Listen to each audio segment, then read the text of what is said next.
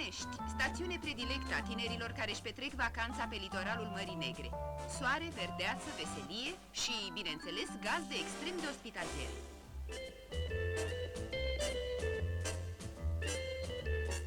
Fete și băieți din 5 continente încheagă aici prietenii trainice. Unele dintre acestea rezistă chiar mai mult de 288 de ore, respectiv durata seriei de 12 zile. Start în pasionanta competiție 50 de metri saltele pneumatice. Zâmbetul, glumele, voia bună sunt stăpânii absoluți ai taberei tineretului. Până la sfârșitul sezonului, la Costinești se va înregistra cifra de 20.000 de oaspeți.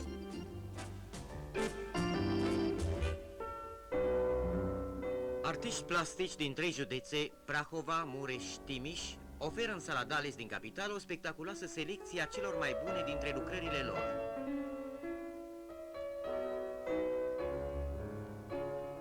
Stiluri și generații diferite se întâlnesc în aspirația comună către frumos, de la redarea naturii la materializarea, nu totdeauna lesne de sesizat, a unor principii abstracte.